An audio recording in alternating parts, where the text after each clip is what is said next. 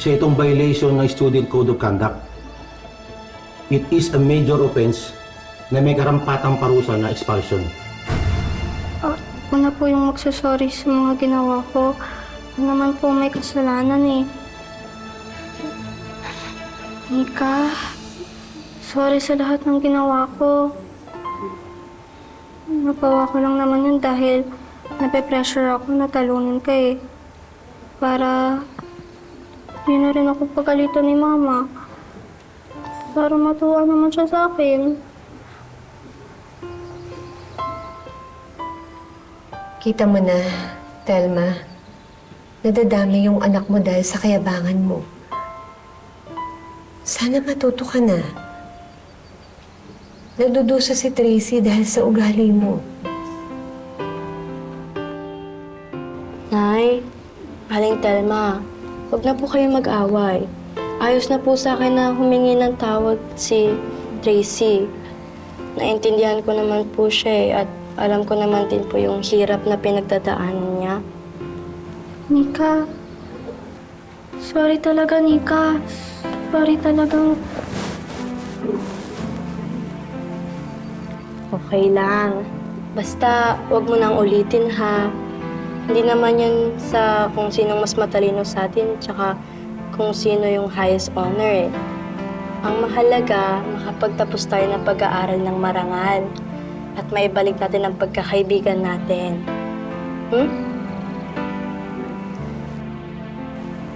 Pwede po bang wag na lang po natin expel si Tracy? Bigyan na lang po natin siya ng pangalawang pagkakataon.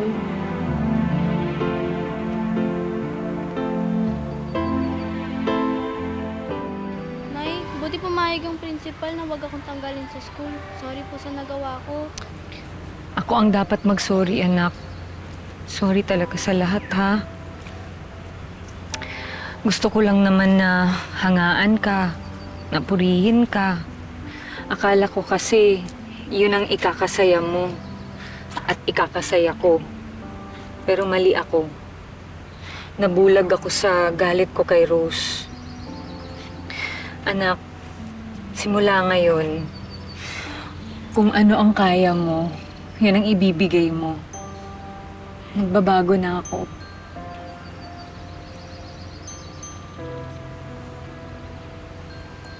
Ma, sila Aling Rose. Rose, pasensya ka na, ha? Patawarin mo ko. Kalimutan na natin lahat. Magsimula tayo ulit, alang-alang sa mga bata.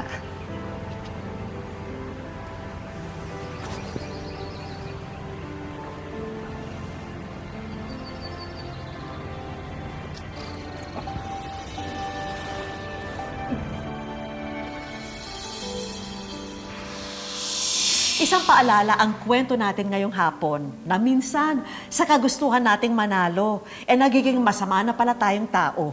Sa huli, tandaan po natin na ang mga tao pa ring mabuti ang kalooban ang totoong nagtatagumpay sa buhay. Mga kapuso, ngayong Sabado, may espesyal na karakter kaming isinama sa ating kwento. Siya po ang ating mystery wisher. Ang kwento ng kanyang buhay ay may hawig o pagkakatulad sa napanood niyong kwento. Nahulaan niyo na ba kung sino ang ating mystery wisher? Napanood niyo na siya kanina. Sino kaya siya? Tama kaya ang hula niyo, mga kapuso? Ang kwento ni Teacher Roy na isang public school teacher ang bibida naman sa atin ngayon. Sa isang paaralan dito sa San Jose del Monte, Bulacan, inilaan ni Teacher Roy ang mahigit 3 taon ng kanyang pagseserbisyo. Tila mga sarili niyang anak ng araw ang turing ni Teacher Roy sa kanyang mga estudyante. Kaya naman bukod sa pagbahagi ng kaalaman, sinusubukan ng guro na personal na makapagbigay ng tulong sa mga tinuturing niyang sariling anak.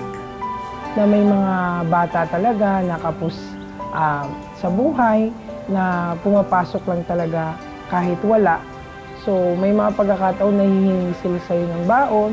Alam naman po nila na very approachable din akong teacher.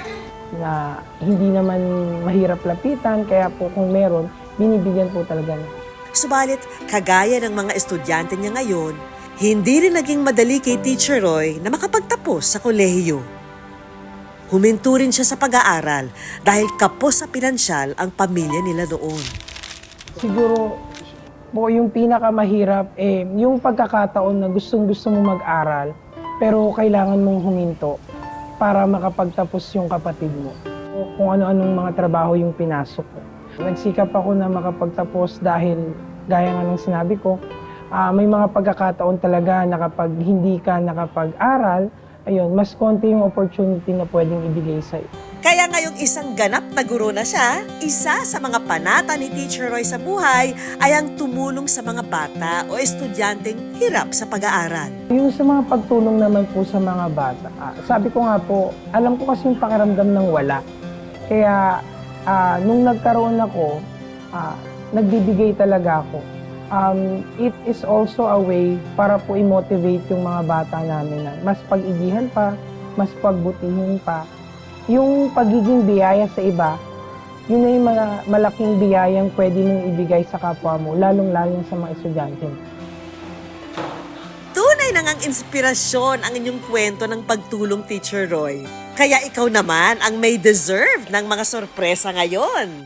Hi, Roy! Welcome sa Wish Ko Lang Ka. Hello po, Ma'am Vicky. Hello, kamusta? Ayos lang po. Ano yung pinaka-masarap na bagay sa pagiging teacher? Pinakamasarap po yung may estudyanteng mag-PPM sa'yo. Hi, sir. Tapos ng first semester, Dean's Lister po ako. Hi, sir. Nag-eduk po ako. Naalala ko kayo. Nag-English major din po ako. Yung mga ganong bagay po. Kasi kung tutuusin, ang pinaka-fulfilling po kasi sa part naming mga teacher, hindi yung mataas yung sahod, kundi yung maging successful yung mga tinuruan namin. Yun po yung pinaka-reward. At kayo rin, masasabi ko, naging successful din kayo dito. Not in terms of material wealth, no? But more so, yung mga naiambag mo sa mga students na ngayon ay gaganda rin yung mga future nila dahil sa naiplant nyo sa kanila. At ngayon, meron kaming hinandang mga konting surprise para sa inyo.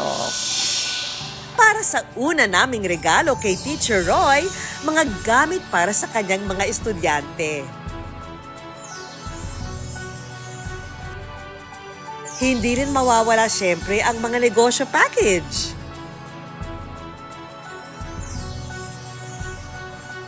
May mga regalo rin kami na sana magamit mo sa iyong pagtuturo.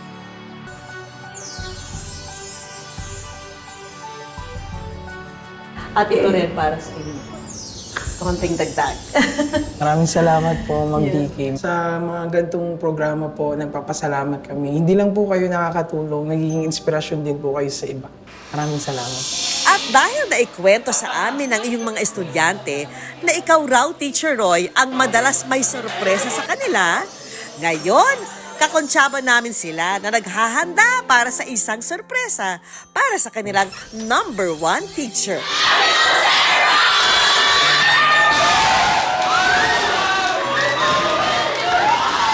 Lubos po kami nagpapasalamat sa iyo, sir. Ay, nandyan po kayo para gumabay po sa amin at para po magbigay po ng pangangailangan. Maraming salamat mga anak. Lagi kong sinasabi na mag-aral kayo ng mabuti. Wala naman kaming hinangad, pati mga magulang nyo, kundi mapabuti yung mga buhay nyo.